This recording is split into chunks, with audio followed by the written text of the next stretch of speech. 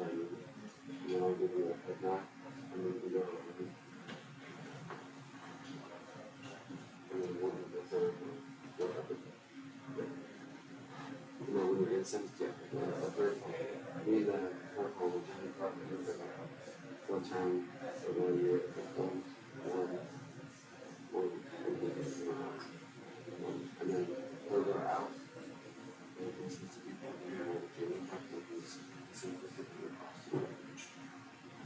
let's just stay there. I'll do it a little early, so that will be detour. Just right after that will come down. So if you will come up, I'll go first. Then you right down, then you go like that. And then you just stay there, and go to the fire. Once you're probably just good and you stay there until the last time. Okay? So, things are gospel, and incense, so we're just going to do incense. And we're all going to pray from some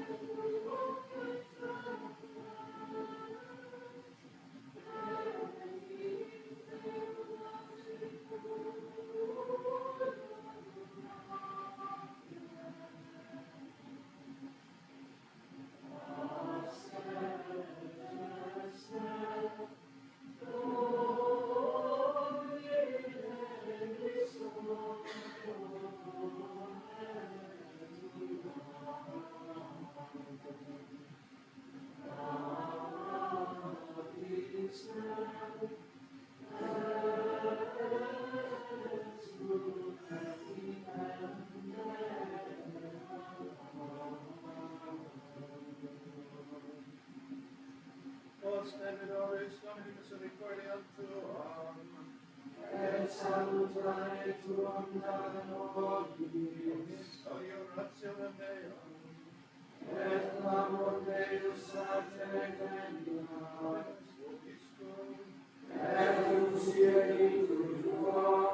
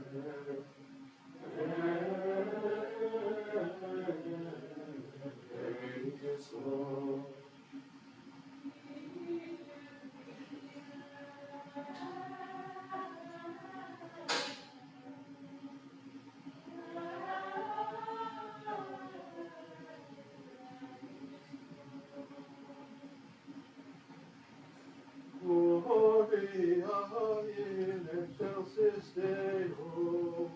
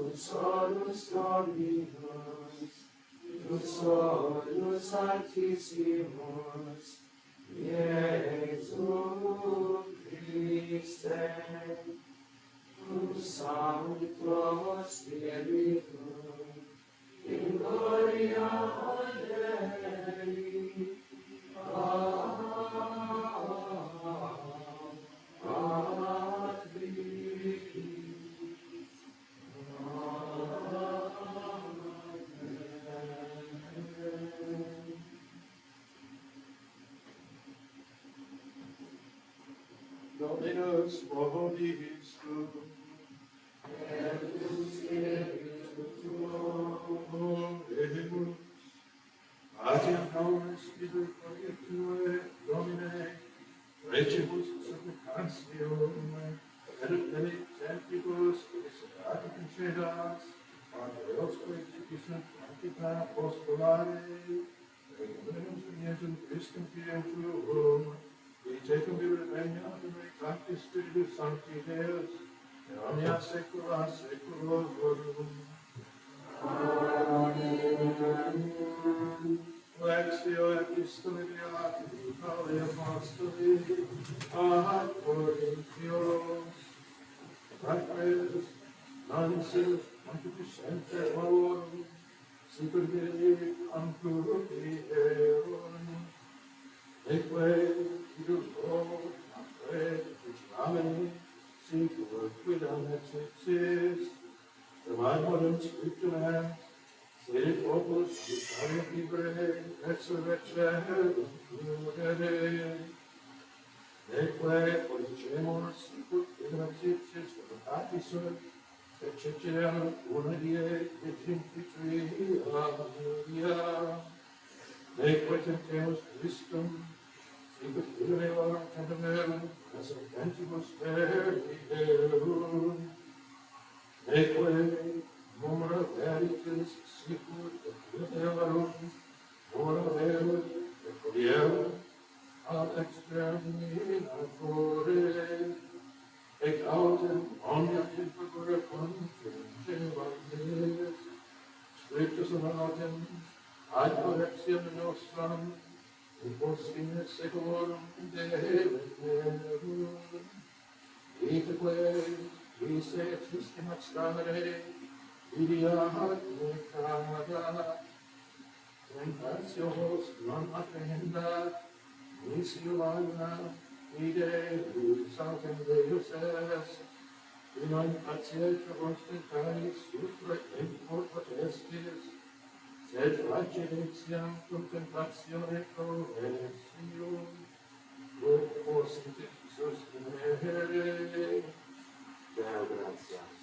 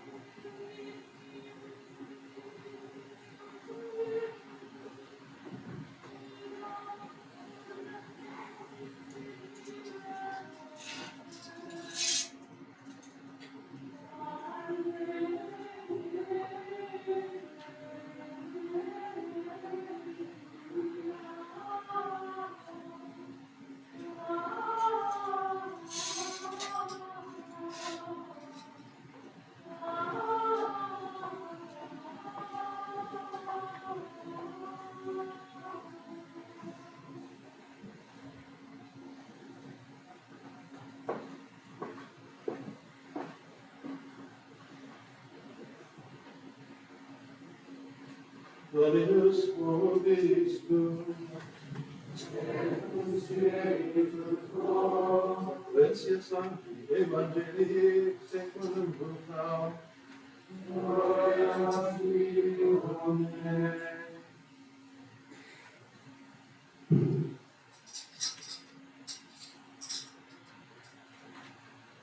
In illo tempore, apud quare Jesus Jerusalem, ide civitatem, legislativum dicens, via secundis selectur, tua quae ad pacem tibi, nunc autem assumptus apocalypse pluris, veniet dies in hei, circundam te in vicitue amor, et circundam te, et ancus stabum te undique, et terrum posterum te, et Deus tuos vetus sunt, et manuem in te lapidem, super lapidem, et quodam tegabris tempus visitationis tuae, et in versus in templum, cede lucere, et tempus in io, et in entes dicens iris, spiritum est, quo domus et domus orationis est, nos articiscisils, quodum quatronum, heredat provoces, quotidie in tempum. Now, sibi Christe.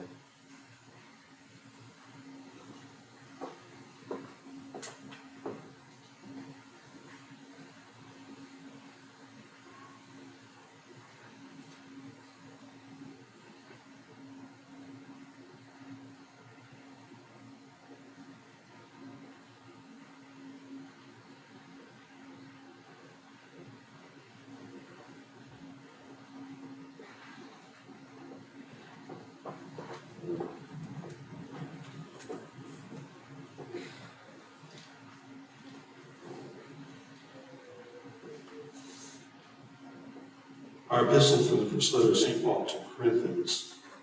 Brethren, these things came to pass as examples to us, that we should not lust after evil things as they lusted. And do not become idolaters, even as some of them were. as it is written, the people sat down to eat and drink and rose up to play. Neither let us commit fornication, even as some of them committed fornication, and there fell in one day 23,000. Neither let us tempt Christ, as some of them tempted and perished by the serpents. Neither murmur, as some of them murmured and perished at the hands of the destroyer. All these things happened to them as a type, and they were written for our correction, upon whom the final age of the world has come. Therefore, let him who thinks he stands take heed, lest he fall. May no temptation take hold of you, but such as man is equal to. God is faithful and will not permit you to be tempted beyond your strength. But the temptation will also give you a way out, that you may be able to bear it. And Holy Gospel according to St. Luke. At that time, when Jesus drew near to Jerusalem and saw the city, he wept over it, saying, If thou hadst known in this thy day, even thou, the things that are for thy peace, but now they are hidden from thine eyes. For days will come upon thee, when thy enemies will throw a rampart about thee, and surround thee, and shut thee in on every side, and will dash thee to the ground, and thy children within thee, and will not leave in thee one stone upon another, because thou hast not known the time of thy visitation.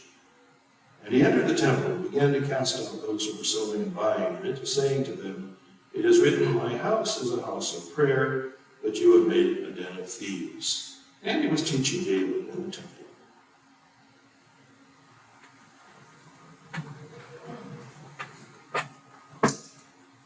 Knights of Columbus are hosting the Silver Rose Pilgrimage this Tuesday, July 23rd. It started 60 years ago. Every year, several roses make their way from Canada to Mexico City to promote prayer and respect for all human life under the banner of Our Lady of Guadalupe. So there will be a bilingual rosary at 11:30 a.m. before the noon Mass this Tuesday. The rose will then be brought to the Adoration Chapel to be on display throughout the night. Come join us in prayer this Tuesday. Also, our prayers go out to the Vincent and Fordyce families who lost Garrett Vinson recently. Funeral Mass for Garrett will be held this Friday, July 26th at 2:30 p.m. Thank you for your prayers at this time.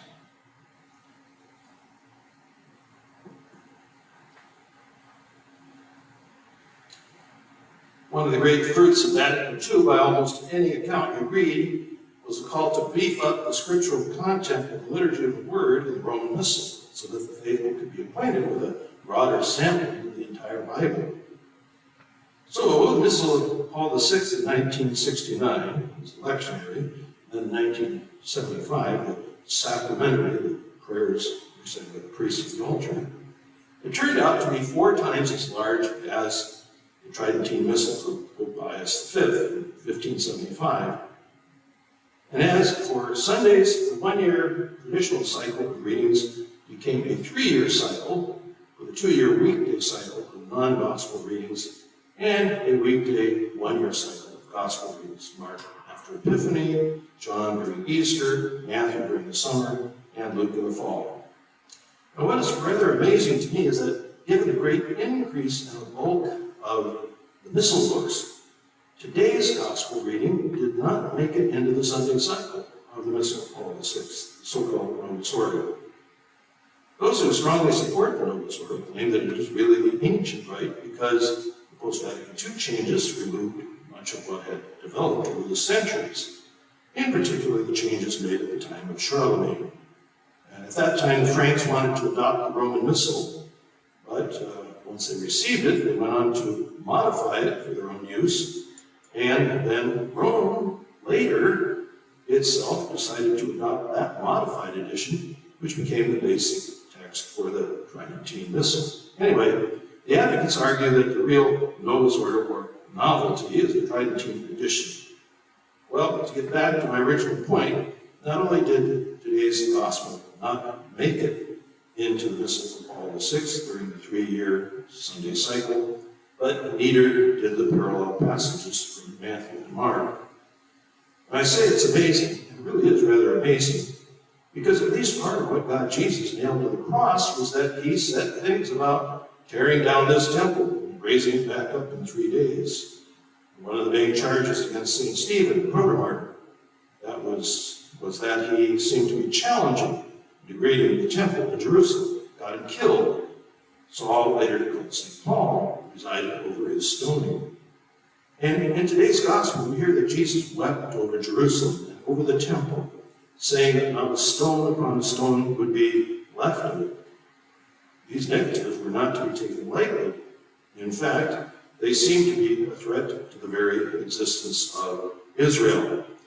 The new temple, begun 46 years earlier, under the aegis of King Herod, was deemed to be one of the splendors, you might say, wonders of the world at that time, and something that was, in their mind, certain to last forever, as long as the Lord would have his chosen place of residence in the midst of his people, Israel.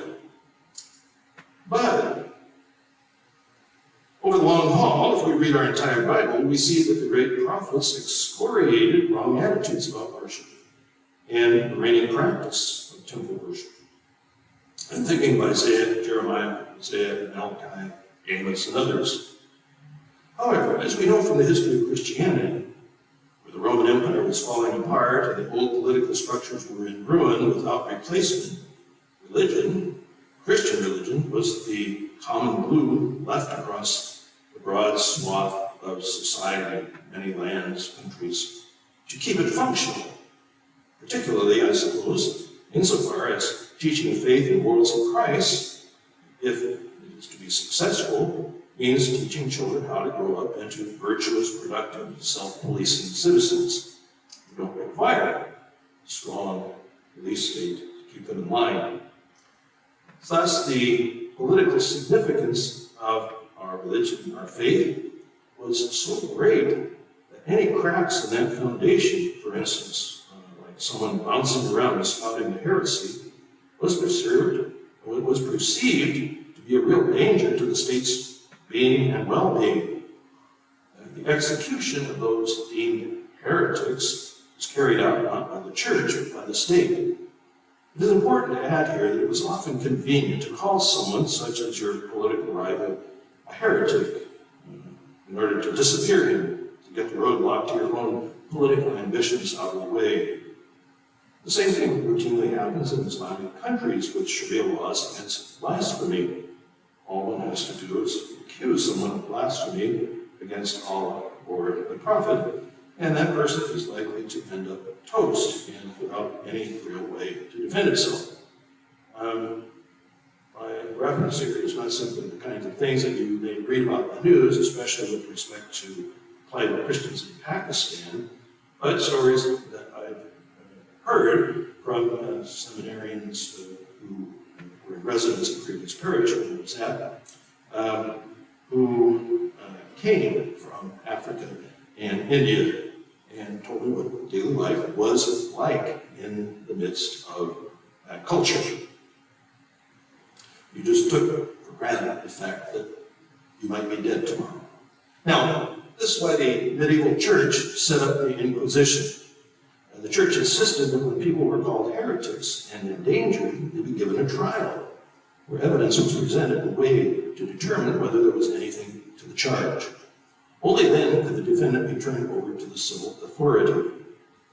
The Inquisition, in fact, largely under the Dominicans, developed the rules of evidence and procedural guidelines that were later taken over by civil authorities. And those rules are the basis for our own court system to this day. As an aside, it is often said that the cruel, crafty Inquisition priests, they have a certain sort of stereotype in which they appear in movies and so forth, sent thousands or even hundreds of thousands to their death. Total nonsense.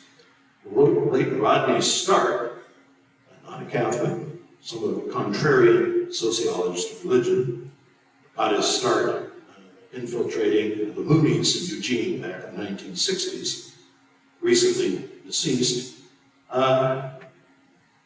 loves to take a sociological, historical approach to all sorts of things, including, for about the last 35 years, the history of Christianity. Anyway, what he did was he took a team of graduate students and fellow scholars to France and studied all the court records in very detail of what was reputed to be one of the most notorious tribunals of the Inquisition in France, covering an entire century when that tribunal was very active.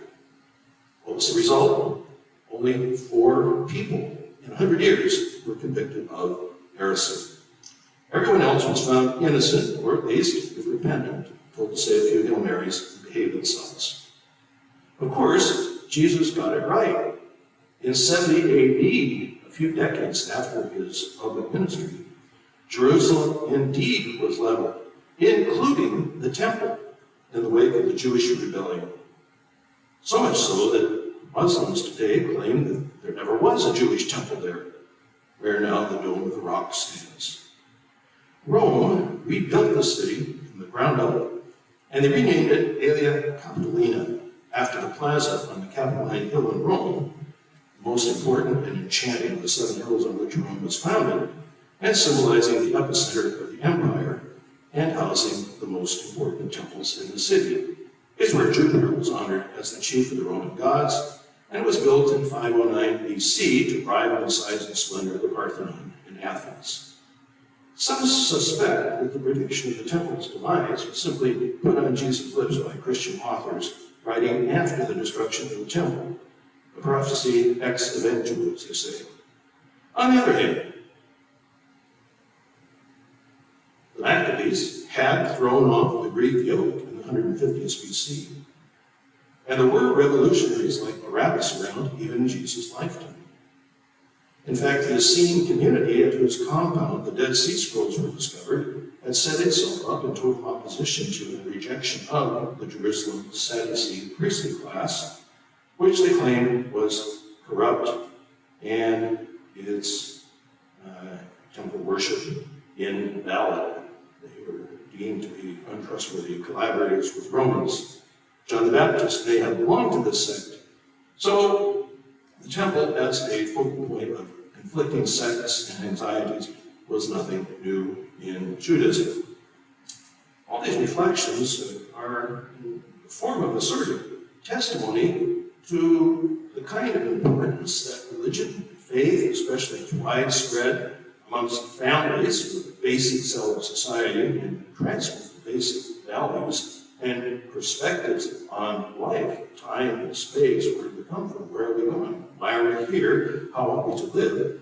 How central then the forms of worship or cult are, from which culture, from which then politics is downstream, are for defining the character of the observant populace. So important that the governments have ever been wary of allowing any kind of freedom in matters of religion. In the 18th century, Austro-Hungarian Holy Roman Empire, Joseph II, 1765 to 1790, at the same time as we were fighting the Revolutionary War, and penning the Articles of Confederation and the Constitution, had a policy that was called Josephinism.